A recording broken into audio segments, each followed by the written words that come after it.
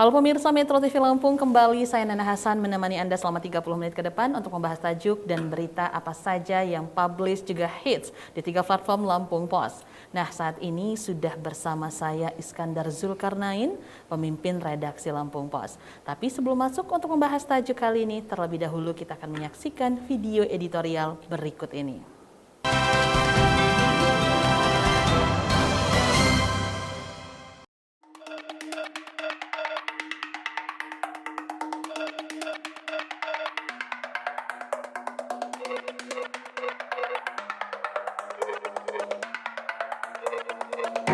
Memulihkan Pasar SMAP. Setelah melewati 4 tahun pembangunan, tepatnya sejak 2018, akhirnya Pasar SMAP Bandar Lampung rampung direnovasi tahun ini. Pasar tradisional yang memiliki sejarah perputaran roda perekonomian di kota Tapis Berseri ini, kini menapaki pasar yang lebih tertata dan beradab. Sebab meskipun masih ada pasar basah, tetapi tak lagi berkesan kumuh. Renovasi Pasar SMAP oleh pemerintah Kota Bandar Lampung untuk penataan kota, sebab pasar lama berkesan kumuh.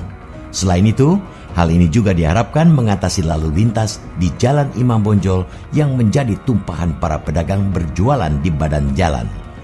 Apalagi renovasi Pasar SMAP ini juga dilandasi untuk mengantongi standarisasi nasional Indonesia atau SNI terhadap pasar rakyat. Ada 44 kriteria harus terpenuhi sebagai pasar rakyat bersertifikat SNI. Salah satunya kondisi bangunan layak. Pasar SMAP di atas tanah seluas 6.765 meter persegi ini terdiri dari basement, lantai 1, lantai 2, dan tempat parkir di bagian atas. Ada 152 toko atau kios dan los amparan sebanyak 260 unit.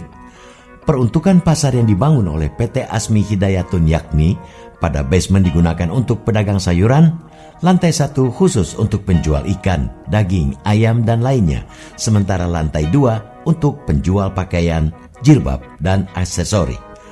Proses renovasi pasar berjalan tidak semulus harapan. Banyak ganjalan mulai dari pendanaan hingga deraan pandemi COVID-19 memengaruhi pembangunannya. Namun, menjelang akhir 2021, pasar rampung dan siap ditempati pedagang. Mereka kini mulai menempati proyek Pasar SMAP yang sudah berubah wajah itu. Sayangnya, pedagang yang mematuhi peraturan itu kini menghadapi persoalan baru, yaitu sepinya pembeli. Hal itu lantaran masih banyaknya pedagang yang berjualan di pinggir jalan sepanjang Jalan Imam Bonjol. Ini membuat pembeli malas masuk pasar. Persoalan ini tentunya jangan dianggap remeh. Pemerintah Kota Bandar Lampung harus mengambil peran lagi, terutama dalam menjawab keluhan pedagang yang telah patuh berjualan di lapaknya dan segera menertibkan pedagang yang masih berjualan di pinggir jalan. Pedagang yang masih membandel berjualan di bahu jalan segera direlokasi di dalam pasar SMAP. Jangan dibiarkan. Caranya dengan memberikan kemudahan kepada mereka mendapatkan los atau lapak berjualan lebih terjangkau dan mengedepankan asas berkeadilan. Jika masih tak mempan, penertiban menjadi langkah pamungkas. Hal ini juga sebagai langkah memberikan pembelajaran kepatuhan terhadap konsumen untuk berbelanja di lokasi yang tepat di dalam pasar, bukan di pinggir jalan. Jalan adalah sarana transportasi, jadi harus bersih dari pedagang di bahu jalan. Ketegasan pemerintah menertibkan ini juga tak lain untuk memberdayakan dan mengembalikan fungsi pasar. Juga agar pembangunan pasar yang menelan dana miliaran rupiah tak menjadi barang mubazir. Sudah banyak contoh nyata seperti Pasar Panjang dan Pasar Pasir Gintung yang kembali mangkrak setelah dibangun menjadi lebih baik karena tak ditempati pedagang. Pedagang memilih berjualan kembali di bahu jalan. Regulasi yang tepat dan tegas harus dilakukan Pemkot agar pasar SMAP ini tak lagi menjadi mubazir seperti pembangunan pasar-pasar terdahulunya. Keberhasilan penataan pasar SMAP tidak hanya ihwal penuntasan pembangunannya semata, memulihkan aktivitas pasar tersebut juga amatlah penting. Ada baiknya Pemkot menjadikan pasar ini sebagai proyek percontohan pengelolaan pasar tradisional dengan standar protokol kesehatan mumpuni. Dengan prokes yang baik, kepercayaan pengunjung akan keamanan pasar di era pandemi COVID-19 pun naik. Dengan demikian, mereka akan kembali berduyun-duyun kembali ke pasar, tentu saja dengan mematuhi prokes yang sudah menjadi keniscayaan.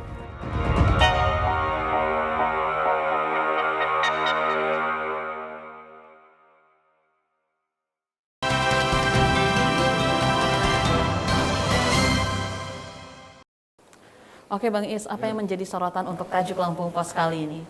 Iya, pasar ini kita bicara soal pasar. Pasar itu kan kita ketahui sebagai pusat perekonomian masyarakat yang terjadi transaksi jual beli dan juga menjadi proses bagaimana peningkatan kebutuhan masyarakat juga terjadi supply and demand di sana. Nah, pasar SMAP ini kita ketahui adalah pasar tradisional yang memang punya sejarah di Kota Bandar Lampung. Kita ketahui bahwa bagaimana pasar SMAP dalam perjalanan sejarahnya. Di situ juga sebenarnya ada pasar tengah, ada pasar bawah, ada pasir gintung, ada bambu kuning. Jadi pusat perekonomian di Kota Bandar Lampung ini terpusat di kawasan Tanjung Karang Pusat. Ya. Nah, pasar SMAP ini pembangunannya memang banyak terjadi pro kontra. Ya. Pro kontranya itu ada satu sisi pedagang minta menjadi pedagang yang dimanusiawikan, terus juga bagaimana pasar itu memang benar-benar pasar yang layak untuk dihuni. Pemda dalam hal ini pemerintah Kota Bandar Lampung membangunnya.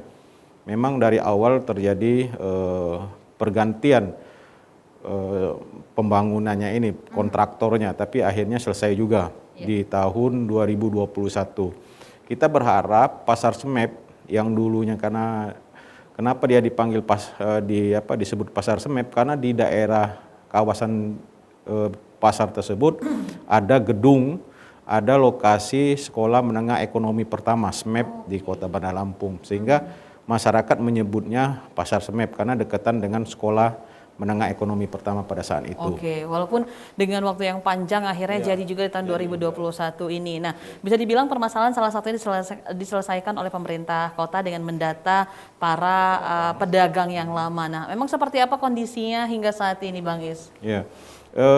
Memang ada keinginan para pedagang di sana itu supaya bisa menempati. Kita ketahui itu ada 4 lantai yang paling bawah untuk penjual ikan, ya kan, sayur-sayuran, di lantai kedua itu pakaian, di lantai 3 dan seterusnya itu ada juga untuk lahan parkir. Nah, kita berharap ini harus dimaksimalkan karena pasar SMAP jangan mencontoh pasar di Panjang, ya kan, pasar di di Kemiling dengan pasar-pasar yang lain. Pemerintah membangun pasar pakai uang rakyat tapi tidak dimaksimalkan. Nah, kita berharap pasar SMAP ini memang ada tangan besi ya yang harus mengelolanya supaya maksimal. Jadi para pedagang yang tadinya jualan di kaki lima, di emper-emper itu harus dinaikkan, harus mengisi kios-kios yang ada. Gitu lah.